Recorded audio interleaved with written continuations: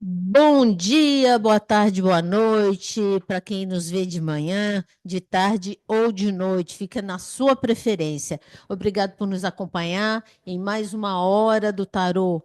Eu agradeço sempre a presença de vocês, porque é vocês que nos incentivam, é vocês que fazem com que a gente continue.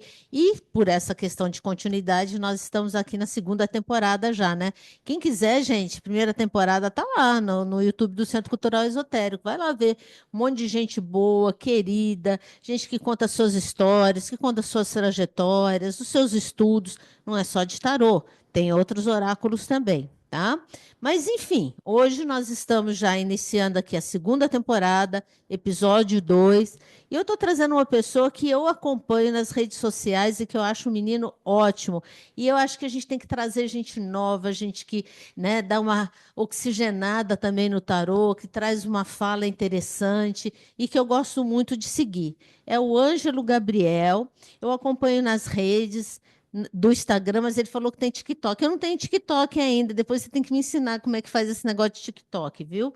Mas eu sigo no Instagram e eu acho que assim, você dá boas informações, você traz assim uma forma de da gente ter um olhar diferenciado das coisas, né? Umas perguntas interessantes, faz a gente refletir, faz a gente pensar. E eu acho que a tua geração é muito responsável por trazer uma boa informação pelas redes, né? Que eu até comentei com você, eu acho que a tua geração tem o celular como quase como uma extensão do corpo, né? Então, pelo menos que use bem, né, essa extensão, né, esse anexo que a gente acabou criando, porque o celular hoje é quase que um anexo do corpo da gente. E você faz muito bem isso, né? Só para me apresentar, eu sou Luísa Papaléu, diretora de cursos e eventos do Centro Cultural Esotérico, que é um departamento da GA Escola de Astrologia, e até comentando com o Ângelo, tem hoje, esse ano, né? Já vai fazer 33 anos e o Ângelo tem 25. Então, assim, tem uma diferença aí, mas você oxigena o tarô de forma inteligente, de forma embasada. Eu acho isso muito interessante. Aliás, eu só trago gente que realmente tenha o estudo do tarô e a prática do tarô de uma forma embasada. Então, bem-vindo, Ângelo. Uh! Muito obrigado, Luísa, pelo convite de participar, de um episódio do seu podcast.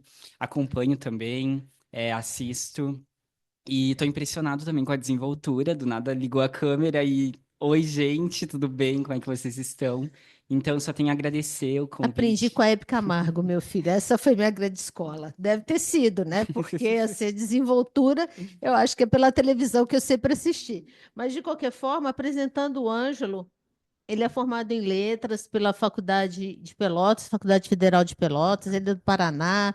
Então, a gente estava aqui conversando sobre essas questões também pessoais e tudo mais. Mas o teu canal, né, que eu acompanho pelo menos no Instagram, tem um nome lá que é O Eremita, que me chama muito a atenção, até porque você é tão jovem, né? A gente até comentou, você tem 25 anos, é um menino hiper novo e tem esse nome, O Eremita, né, que é o nosso velho do tarô, né? Que é a representação do velho, da sabedoria, da maturidade, que eu acho que até ser bastante maduro.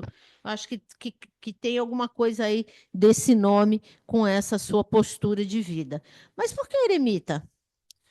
Olha, na verdade, quando eu comecei, eu criei outro nome. Na verdade, eu usava a jornada do Eremita Tarô. E aí, com pouquíssimo tempo de prática, eu percebi que era muito grande, não funcionava. E comecei a perceber também que muita gente não sabia nem o meu nome. Só que eu não queria reduzir para tirar completamente. Hoje em dia eu uso nas minhas redes Ângelo Gabriel Tarô, mas o user, o arroba lá ficou só como eremita. Então um pouco foi pela tentativa de diminuir, mas a escolha do arcano foi muito conectada a uma ideia de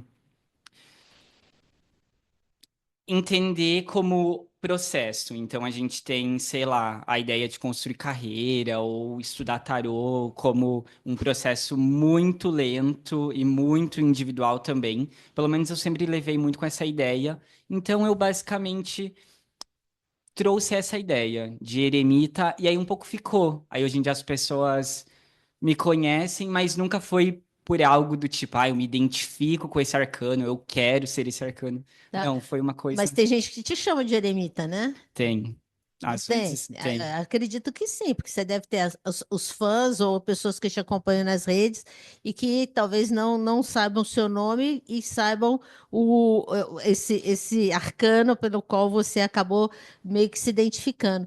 Mas eu achei interessante, não só pela questão do processo, porque o eremita ele termina como se fosse realmente ali nos arcanos maiores, ele termina um caminho, uma caminhada, né? E ele traz essa possibilidade realmente de amadurecimento, de sabedoria, de busca do saber também de uma forma um pouco mais embasada. E eu acho que a tua busca é essa, Ângelo. Você gosta de leitura, você gosta de buscar embasamento daquilo que você fala. Como é que é o teu processo? Olha, eu sou formado em letras e sempre gostei bastante tanto da escrita quanto da comunicação. E acho que é pré-requisito para a gente conseguir estudar alguma coisa decentemente, né?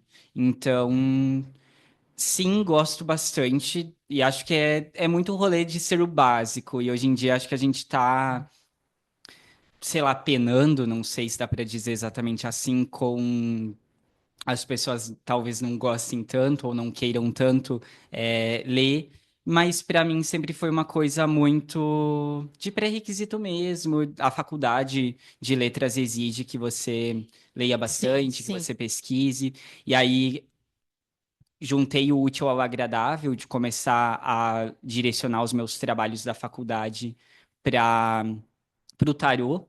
Então, apesar de o tarô não ter um viés científico, você consegue levar o tarô para a academia de algum modo. E aí, assim, fui a construindo Kelma Masieiro parte. faz muito isso. Ela leva muito esse trabalho do tarô para academia. Ela tem assim ela realmente conseguiu abrir portas aí nesse sentido também. Que legal que você fez isso também, né, na tua formação, né? Sim.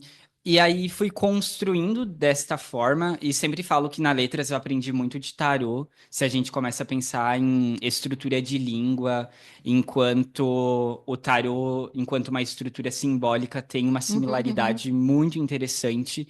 E assim fui construindo uma coisa e outra. Até agora, depois de terminar a faculdade, comecei a retomar os meus hábitos de leitura, porque a faculdade dá uma esganada também, né? A gente para um pouco de uhum. ler outras coisas. Então, eu estava Sim. num processo de eu só lia livro de tarô, tarô, tarô, tarô.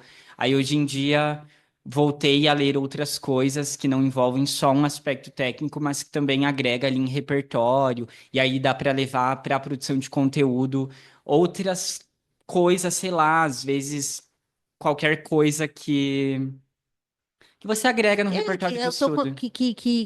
que alimente também, né, a possibilidade de conteúdo e tudo mais. Duas coisas que eu achei bastante interessante para você. Hum, Que você falou, que é, primeiro, essa questão do tarô como uma linguagem. E realmente é, eu acredito que o tarô é um alfabeto simbólico. E, na verdade, aqui são letras que elas juntas fazem frases e elas juntas você tem uma história, elas juntas você consegue fazer uma interpretação, né? Você consegue ampliar as possibilidades de interpretação. E uma das coisas também que eu acho que a gente tem que, qualquer tarólogo, ele não pode também ficar somente afunilar sua vivência só para o tarô, porque senão você vai viver só daquilo e fica até um pouco, vai reduzir a tua vida, porque o tarô é o livro da vida. Se é o livro da vida, você tem que ter uma possibilidade de ler sobre tudo, né? Inclusive não só sobre outros autores, outras coisas, mas principalmente no sentido de estar sempre antenada e atualizado do que está acontecendo no mundo, né? sim. Eu acho isso extremamente importante. Uma coisa que eu queria também entender, que eu vi você falando outro dia, que você queria, e nas suas redes eu vi você falando, e hoje você falou também de criar conteúdos para uma comunidade. Isso significa o quê? Olha, hoje em dia eu tenho algumas redes. Então, hoje em dia eu crio para o TikTok, aí eu crio também para o Instagram, aí eu criei um tempo para o YouTube também, aí depois parei porque exigia uma estrutura bem maior e aí não Uhum, tinha mais. E também você pensar em tanto roteiro e pensar em tanto conteúdo é algo que dá uma sufocada, mas eu. Diante de criar tanta coisa e diante de buscar tanta coisa, eu comecei a perceber que parece que você não tem muito para onde correr. uhum, E uhum. aí obviamente a gente vai reciclando os conteúdos, mas como parece que você chega num momento e num nível que você não tem mais muitas coisas para falar, ou não tem mais. Parece que você chega num limite, né? Que você já gastou tudo que tinha que falar, já foi gasto, já foi falado. E aí as perguntas são repetidas, o que é natural também, mas dá uma sensação de. Eu já falei sobre isso. Se você dá uma pesquisada no meu perfil ou no perfil de outras pessoas, você vai achar sobre isso também.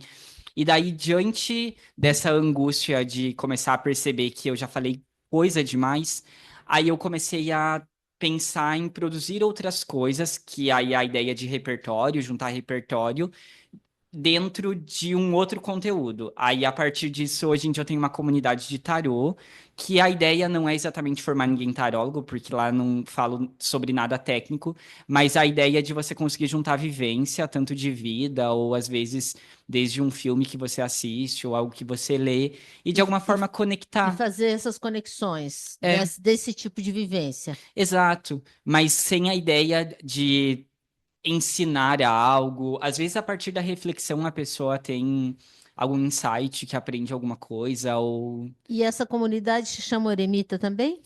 a minha comunidade, ela hoje em dia se chama Comunidade do Eremita, e aí Uhum, ela fica dentro do Apoia-se, porque daí é uma forma que eu consigo também monetizar o meu conteúdo.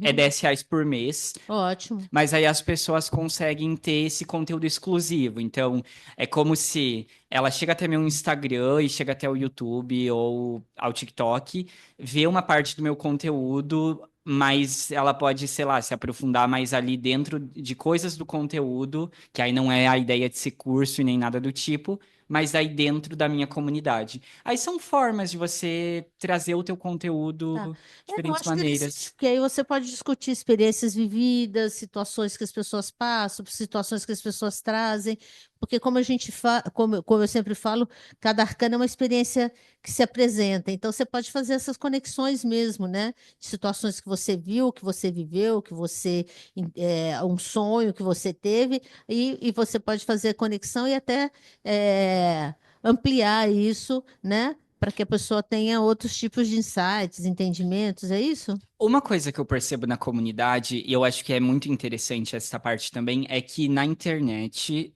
não sei se sempre foi assim, mas pelo menos dentro do recorte de internet, você vai perceber que as pessoas elas são sempre muito intocáveis, o que é Uhum. natural. As pessoas estão ali vendendo seu serviço, elas estão vendendo seu trabalho, então elas não vão chegar na internet e vão falar, ah, eu errei a leitura, ou eu tive tal erro, ou eu recebi um feedback ruim, ou às vezes até falam, mas é muito mais em volta de, ah, eu recebi um feedback ruim, mas olha o que eu consegui fazer, e aí vai te vender um curso no Ninguém final. mostra muito a questão de ser vulnerável, né? Exato, o que é compreensível. Sim. E aí a comunidade ela meio que tem esse papel. E aí, diante dessa ideia de você compartilhar a vivência, aí você consegue abrir para uma conversa. Então as pessoas mandam e-mail de retorno, ou às vezes até mandam no Instagram, tipo, ah, fala de tal coisa, ou ah, recebi esse feedback aqui e foi ruim. E aí você meio que consegue só criar uma ponte de conversa e uma ponte de comunicação que tá um pouco em volta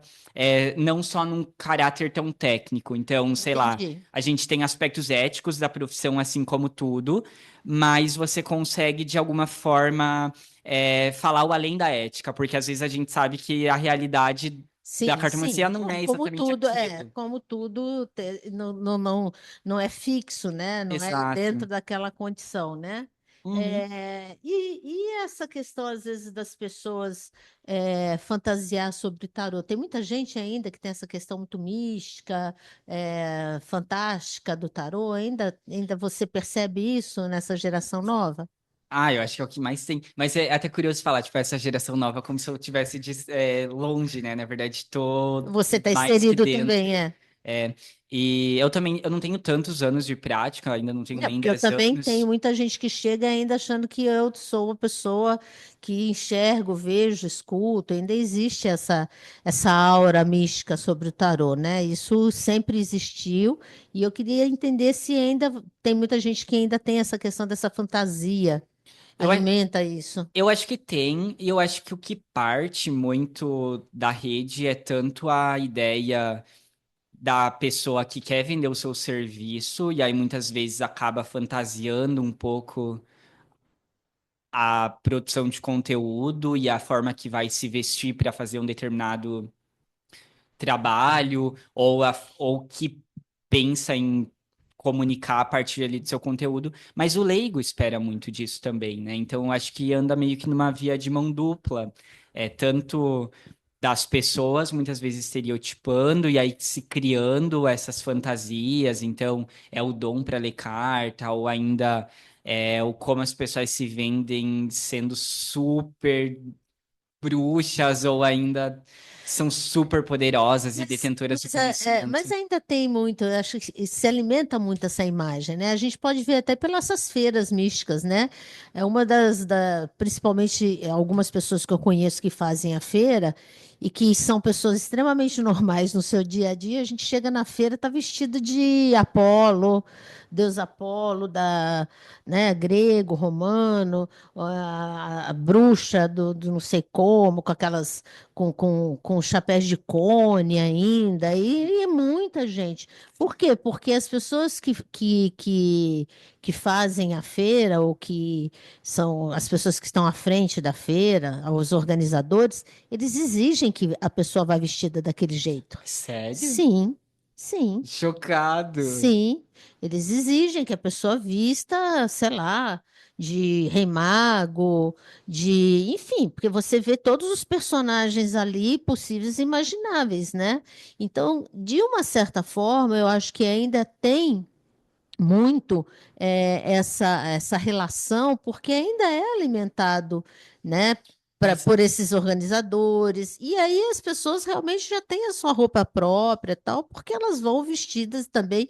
Não é talvez uma obrigatoriedade tão grande, mas elas acabam também caprichando ali na fantasia. Então, de uma certa forma, existe a pessoa que tem uma certa exigência, olha, vai com alguma roupa, sei lá, vai com uma roupa indiana, vai com alguma coisa, e ela capricha mais naquilo. Então, existe também muito, acho que o leigo tem essa percepção de que, acho que encontrando um tarólogo assim que se vista normalmente, né? Acho que essa pessoa não deve ser muito boa, né? Porque ela não está vestida com aquele paramento todo, né? E sim, que a gente sabe muito bem que aquele paramento é só um paramento, que aquilo não vai fazer com que a pessoa nem seja boa, nem seja ruim, é simplesmente a roupa que ela está vestindo. Então, mas existe isso, sim, existe até uma certa obrigatoriedade mesmo. Olha, venha com nem que for com uma roupinha indiana, né, dessas batas, alguma coisa. Mas aí tem gente que vai da bruxa, tem gente que vai vestido de deus grego romano, tem gente que vai vestido de, enfim, com várias outras roupas. Mas a gente sabe que ali isso não é nenhuma possibilidade da pessoa ser boa ou ser ruim. Às vezes, até pelo contrário, às vezes ela pode vestir do que for e a interpretação dela vai ser extremamente superficial, né? sim. Eu acho que, de certo modo, também pelo fato de que a gente não tem exatamente uma cartilha de certificados que você precise ter, ou estudos que você precise comprovar, e são problemas, sei lá, obstáculos que a profissão passa, assim como muitas outras, né? Eu tenho redação e revisão de textos como formação, e a profissão também não é regulamentada. Então, Uhum. você abre a internet, você abre o grupo da minha faculdade, vai ver gente, sei lá, de qual curso, divulgando um trabalho de revisão de textos, divulgando um trabalho de redação, ou às vezes a gente até vê, sei lá, as pessoas achando que podem fazer determinado trabalho, sendo que não tem, às vezes, o mínimo tanto de estudo ou estrutura para fazer aquilo. E aí são problemas que a gente passa e vive, e eu acho que no final das contas a gente meio que tenta passar por cima daquilo ali. Então, por mais que a gente veja muita fantasia na rede e a gente vê muita gente que claramente não está qualificada para oferecer o que oferece, ou que às vezes vende discurso bonito, mas que a gente sabe que na realidade não é nada daquilo, ou até o Ney fala muito sobre gente que vende salário e não necessariamente a profissão tarólogo. E aí são questões que a gente meio que vê e ignora. É, na Só, verdade a gente tem como ocupação, né? Na verdade não é visto como uma profissão e sim como ocupação. A gente tem que tentar fazer pelo menos da forma mais séria possível. Desculpa, eu te interrompi. não imagina, eu acho só que, de certo modo, a gente vive uma polarização na internet. Deve ter sido sempre assim, mas enfim, falando desse recorte, da ideia que a gente está aqui vendendo estudo e a gente está aqui falando, olha, você não vai ganhar tantos R$ 1.000 com 3 meses, porque a realidade não é essa e afins. Só que do outro lado a gente vê que vão ter pessoas que vão estar falando, ah, você vai ganhar tantos R$ 1.000 em 3 meses, faça o meu curso, ou você vai ver gente fantasiando o negócio, ou defendendo tudo menos o estudo. E a minha Uhum. questão é como a gente está atingindo um público e essas pessoas estão atingindo outro. É, porque tem gente que está vendendo facilitação, né? Sim. E quem quer coisa fácil, vai atrás dessas pessoas. Uhum. Porque estudar é chato, ler é chato, começar com um cliente, depois com dois, aí vai ter uma indicação, aí vem o terceiro, aí depois que vai vir o quarto, e aí sim você tem toda uma construção. Sempre é mais difícil, né? Muito mais difícil, não é uma coisa, né? Não é de hoje para amanhã. Agora, é assim que a vida realmente, né? Vamos falar Funciona. dentro da realidade, é como a vida funciona, né? Sim. Né? Não tem mágica em cima das coisas, como em tudo na vida, né? Não é só a profissão de tarólogo. Se você amanhã fizer, sei lá, uma faculdade de odontologia, você vai, talvez, se você não tiver dinheiro para fazer o seu consultório, você vai trabalhar no consultório das pessoas, aí depois você vai, a partir dali, tentando construir o seu consultório, aí a partir dali você vai conseguindo um cliente, e assim, como tudo. Então, assim, não é essa profissão, não, é como tudo na vida, né? Então, assim, quem quer ter facilitações e quer coisa rápida, aí vai atrás desses facilitadores e talvez que vendem realmente, porque você faz isso, e às vezes pode até ocorrer uma situação ou outra que pode acontecer um boom naquele momento, mas talvez não se sustente, Ah, é. Exato. né? É, mas e aí eu acho que para concluir essa questão da fantasia, é como se no final do dia você percebe que tem, mas você não necessariamente se envolve. Sim. Só você, sei lá, entende Você entende que ainda existe isso, né? Que e isso que vai perdurar. que vai até realmente tirar um pouco. E brasileiro gosta de uma coisa mística, né? Adora um patuá, adora um misticismo.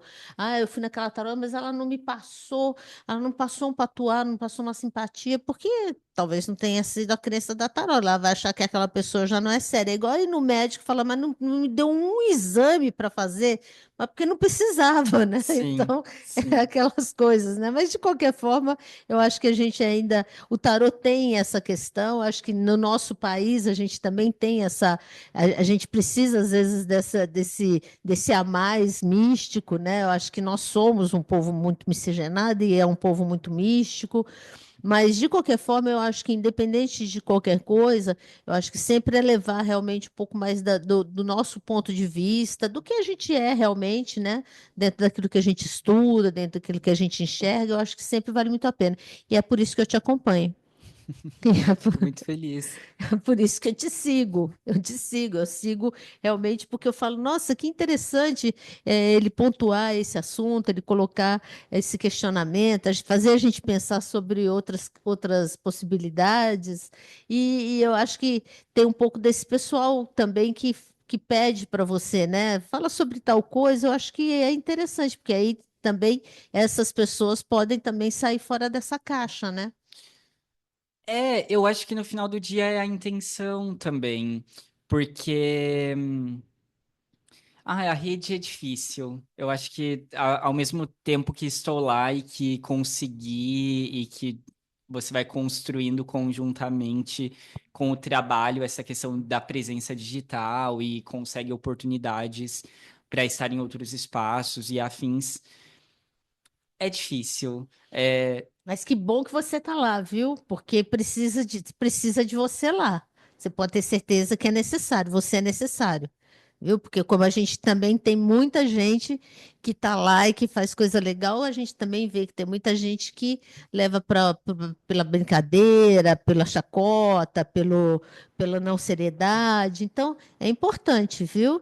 E Tá. você que tem essa facilidade digital, que não é o meu caso, que às vezes nem sempre eu tenho essa facilidade, eu acho que é por aí. Parabéns, seu trabalho é muito bem feito. Não, obrigado, obrigado, Tá? agradeço. É, Dê continuidade, sim, né?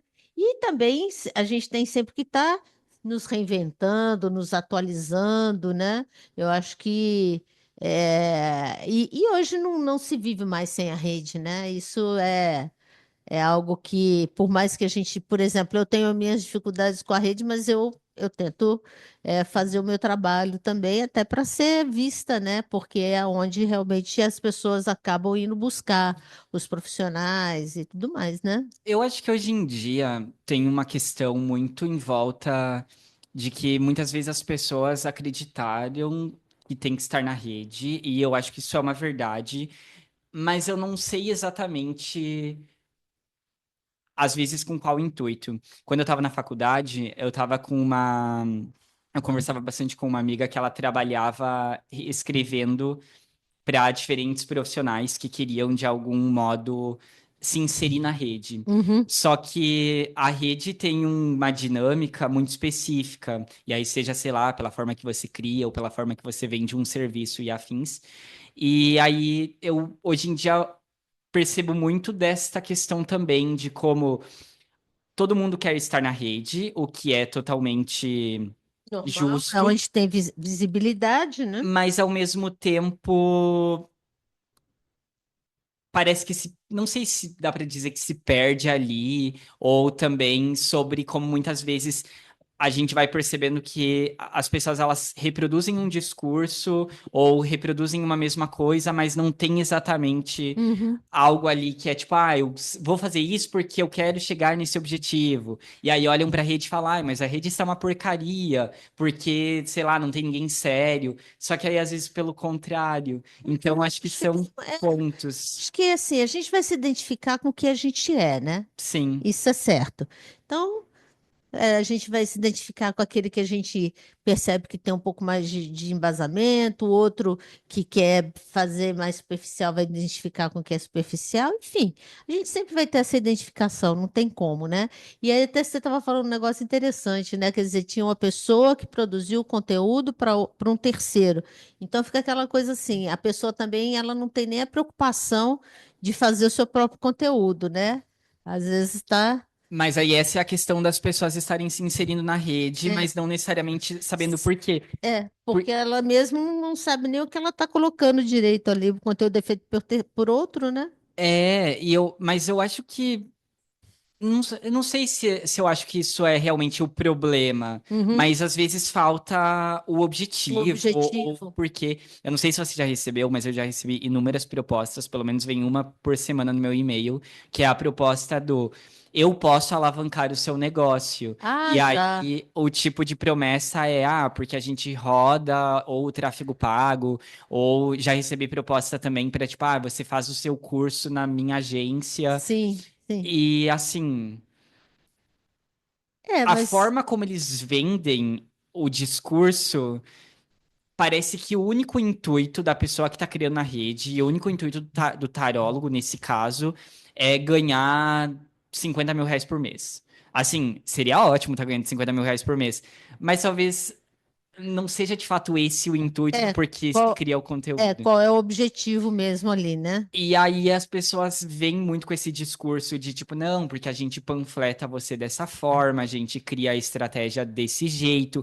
e aí vai atingir não sei quantas X pessoas, e aí a gente faz promoção de tal, É, tal mas você vai coisa. ser um produto ali, né? Na verdade, né? Vai ser um produto, É um atinge uma produto. galera sem É. filtro, que não faz a mínima ideia do que tu faz, e daí acha que você vai transformar a vida dela. A galera ama usar esse É. discurso também, né? Aí são as pessoas que querem as coisas de uma forma mais fácil, né? Então, quer dizer, eu não vou me responsabilizar pelas minhas mudanças, eu peço para o outro fazer as transformações necessárias. Mas é sempre assim, é sempre Exato, assim. exato. Então. tem as dificuldades da rede, mas acho que também dá para ter o ambiente seguro, tem Dá, conexão com dá, pessoas com certeza. bacanas. E você faz um belíssimo trabalho. Novamente, eu falo para você, eu me identifico com você porque eu vejo você realmente uma pessoa que quer levar, principalmente a nossa arte, que é o tarô, de uma forma séria, de uma visão interessante. Parabéns pelo seu trabalho. E nós vamos Obrigado. continuar aqui fazendo o nosso trabalho também. E agora mais próximos, que eu tive prazer enorme de te conhecer pessoalmente hoje. O prazer foi meu e me chama. Chamo sim.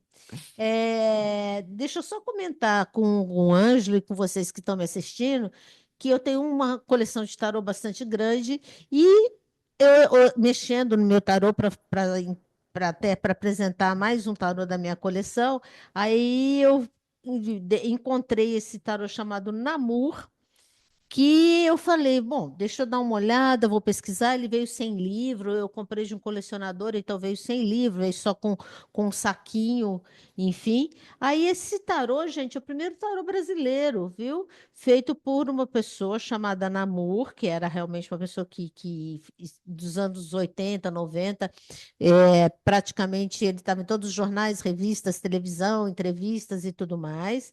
Então esse tarô de Namur ele foi desenhado por Marta Leroz. É, é um jogo só dos 22 arcanos maiores, não tem arcanos menores, tá? O Namor chamava Marcos da Silva Bordalo, tá?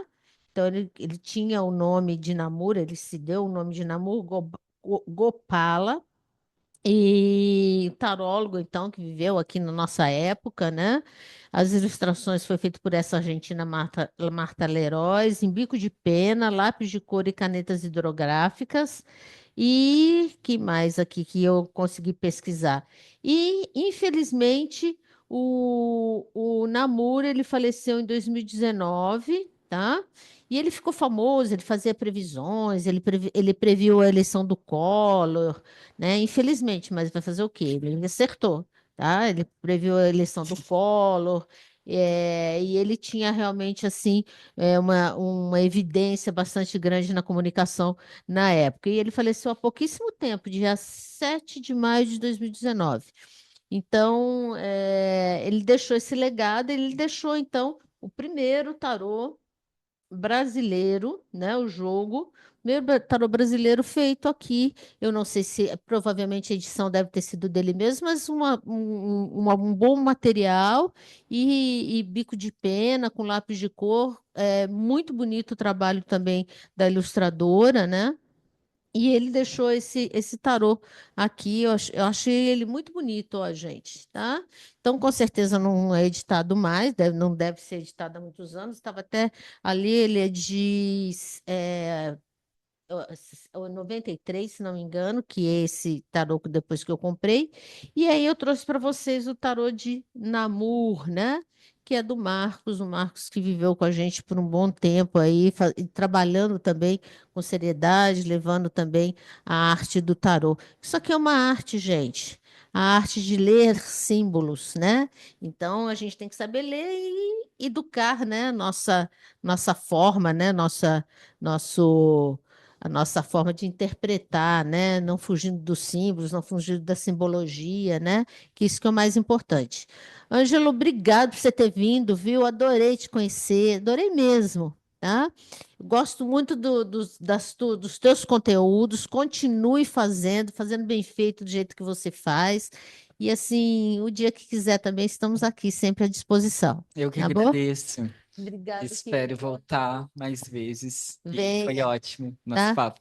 Muito obrigada, Eu que viu? agradeço. Gente, então nós tivemos mais uma hora do tarô com o Ângelo Gabriel. Anjo Gabriel, o anjo da anunciação, anuncia coisas boas, renovadas, oxigena o tarô nas redes, ou acompanha o eremita, tá? E muito obrigado por vocês estarem aqui com a gente. Um beijo grande, até a próxima. Tchau.